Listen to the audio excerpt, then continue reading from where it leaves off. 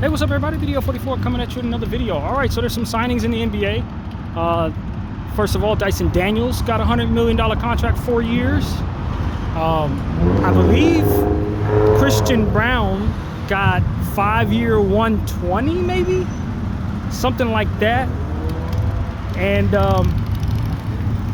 there was one more signing as well. Shaedon Sharpe, I believe, signed a 4-year deal. I don't remember the number on that, but I believe Portland just signed Shaedon Sharpe. And I believe that it said that Kevin Durant signed a 2-year extension quietly with the Rockets on the 19th. Today, I believe, is the 20th. So that happened under the radar. I didn't even see anything on that, which is very surprising, actually. But there will be no free agency year for KD this season. So, yeah, man, I think that what you're seeing is very quality, high-level role-playing upside guys getting their just due, making sure that they don't hit free agency, which is smart if you want to keep those guys and make sure they don't. Dyson Daniels, the great barrier thief, maybe put on one of the greatest steals seasons anyone has ever done in our league. That was a top 3, I think, steals performance ever. Like, he's going to, if he continues on this pace, he's going to be the greatest thief to ever play the game. Right up there with John Stockton and stuff like that. So I think it's smart for Atlanta to lock him up. I heard rumors that he wanted a lot more than what he ultimately signed for. So that situation was resolved, I think, very well put together for the team. And we'll see what happens with Dyson Daniels going forward. I know they have a different dynamic a little bit to their squad, bringing in Nickeil Alexander-Walker, and just overall moving on from Kobe Buffkin. So they have some different kind of guard rotation stuff going on right now around Trae Young. And I think they're going to be just fine. And I think Dyson Daniels is going to have a lot to do with that. In fact, Atlanta might be my dark horse team in the Eastern Conference to come out of the East. I just think when you look at all the teams in the Eastern Conference and you wonder who significantly improved, Atlanta's the team that comes to mind immediately. Some of these teams you expect them to continue to contend, like Cleveland. Of course, Indiana and Boston are gone with the injuries. New York, you expect them to continue to contend. And Detroit, you would imagine Detroit would take a step forward, but I don't think they got significantly better in the offseason, other than any regular progressions that will come from their main young guys. But when it comes to this Atlanta team, yeah, I think they got better, man. I think they got better. I think they have improved significantly, in my opinion. Orlando, I can say the same thing about, but I'm not sure if all this is going to come together in Orlando. I'm not sure. I have a concern that people's overall usage is going to come down, which is going to make some of them contracts look crazy. You know, Jalen Suggs, now that you brought in Desmond Bane, I think that those two guys' roles are a little too small for the contract they're on now. So Orlando's going to be in a weird spot. Now, if it all comes together to where they're winning, then all of this is for nothing. Who cares if people have to sacrifice in order to be a part of a winning squad? But I just think that the nature of their contract situation makes it so that they're a bit shallow unless they can find more talent coming from areas of inexpense. So I don't know about Orlando. I'm not sure I believe in them. But when it comes to what Atlanta has, I'm very certain that they have some very dangerous stuff. Their front court situation is pretty damn strong. Even though they did lose Clint Capella, they still got Okongwu. They picked up Kristaps. They also, of course, as I said, signed although he's not in the front court. But you get the point. They're adding depth. They got the kid Asa Newell in the draft, who was drafted too late for what we were expecting. So they got a steal at whatever 20-something pick. I thought he was going to go in the early 20s. He went in like the late 20s to them. So I thought that was a huge steal. And they have plenty of a rope available for him to make mistakes and grow slowly. And with the presence of Kristaps and Okongwu in place, they don't have to ask him to be a starter at all. If he doesn't pan out, it's not the worst thing in the world. But you expect that he will with the energy that he provides, what his position is. So I just am a fan. I don't know about the Trae Young fitting anymore, but if I'm in a situation where I have a Trae Young, the most important thing for me to do is find Dyson Daniels and not Nickeil Alexander-Walker. No matter where Trae Young is in the league, his best teammates are likely those type of players who can mask what he does defensively and at the same time not take any shots away from him, but could still keep his assist total strong when he's on the floor with them, because they can score some too off of his passes. So the defense that they bring to the table on paper should send them into a space that, if he has a healthy season, he should be in the MVP conversation, especially where he's at in his career. Was this like year 8 or something like that? He should be rounding into MVP form with this type of defensive help and these type of teammates and rim protection that's there with Kristaps now in place. All of these guys are at a certain age where they're not too old at all. They're all not too young as well. So it's like Atlanta should be ready to contend, man. I know people don't see them necessarily coming, but they should be ready to contend. And when I look at a depleted Eastern Conference by injury bugs and just poor decisions by GMs and ownership out there in the East, I don't have any reason to believe the Atlanta Hawks should be anything less than a top 5 team in the Eastern Conference. No reason to believe they should fall out of top 5. None. So that's what I want to say. We'll see what happens. Injuries tell the story.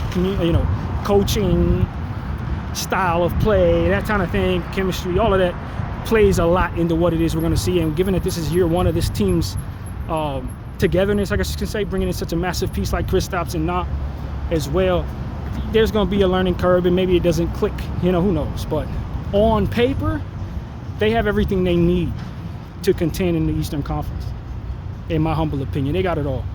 Now, if they're in the West, they'd be lucky to make the playoffs. But in the East, they're a real contender. We'll see if it translates to that.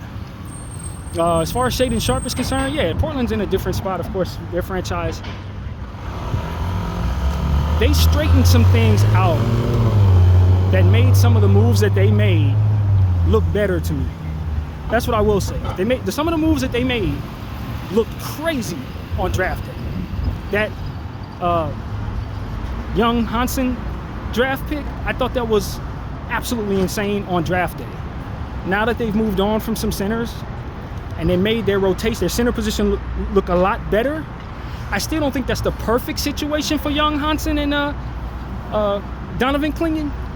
But neither one of these people in college, particularly Clingan, didn't play a full plethora of minutes all of the time. So what you ended up having was a player whose body is used to only playing 23, 24 minutes a game. And because that is the dynamic with Donovan Clingan, this might not be the worst situation for Young Hansen. May not be the worst situation, because he's a really talented player who's going to make other people better. He doesn't do the same things that Clingan does, and if you can find a way to make it so that you can have them on the floor at the same time, you got some really positive rim protection out there for the Portland Trail Blazers, on top of the Toumani Camara signing, which is another one of those signings that I didn't mention, but he definitely got paid yesterday. So they took care of Shaedon Sharpe and Toumani Camara, two of their most important wing players for different reasons. Sharpe, obviously, for the offensive end, and Toumani is just, he's a deadly defensive player, man. He's going to be a top defensive wing going forward, just like Dyson Daniels. And so Portland has the makings of things coming together because of the fact that they allowed Ayton to walk, and they moved on from certain players in the front court like Walker, to create more of an opportunity for guys like Clingan and Hansen to get the minutes that they need. And if there's any injury issues, you got two centers, you need them in the Western Conference anyway. So I've grown to accept that Young Hansen wasn't the worst draft pick after all, even though it was a massive reach. What made it a horrible decision, in my opinion, was the plethora of centers and young Donovan Clingan that didn't even have a full path to great minutes. And then they bring in this whiz kid that they hope turns out to be the Chinese Jokic at the same position. It felt ridiculous to me. But now what I see is a team that's heavily invested in the center position and rim protection, with rookie contracts that are inexpensive over the next 4 years. So what you have is potentially two double threats, maybe even a triple-double threat in Young Hansen, and one of the best interior defenders in the league and rebounders in Clingan, both on rookie contracts. That is potentially something really deadly. And when you look at what they're trying to do, what you hope to do next year is bring Dame Lillard into that situation with a plethora of athletes, defensive players, rim protection, guys who can get the ball to him. A guy like Hanson's gonna get like 8 assists off of Dame certain games. And you know, it's coming together to where this isn't the worst situation for Dame to take a year off, get healthy, and then have a last hurrah with a team that's constructed for what he does. Who, just like Trae Young, has a Kamara to help him with his defensive issues. So he can just focus on scoring and offense, and they have guys to audible into. You still got Scoot Henderson who's developing behind him. So if for some reason you want to move on from Scoot, you can do that. If you want to take more time in developing Scoot, you still have the ability to do that. And then from there, what you can also assure is that Dame will have plenty of time to rest next year if they keep these same wing players around him and the same dynamic around him. Next season, for which likely should be under the team's control since they keep signing all these contracts multiple years, you will have the literal perfect situation for Dame to lead a team that should be ready to make the playoffs and ready to do damage in the playoffs. If their projection goes the way it's been going, last year was a coming out party. This year should be, we want to make the playoffs. Even if we don't, we're aiming for it. Next year, we're definitely a playoff team. That's what it should be for Portland. And based on where they're at and based on what they're putting together, I think the vision looks pretty promising. And so that's what I said on draft night, that they would have to do some things to make that make more sense. And if they did those things, I'd ease up on them. And that's what they've done. That's exactly what they've done. They made that Hanson Young pick make more sense. By the way, I'm not sure how to say his name. Is it Young Hanson or Hanson Young? I've heard it said both ways. I really don't know how to say it. It's one or the other. I'm not sure. But I'm sure we will get to know who Hanson Young is. I know that. We will know because he is a talented player, man.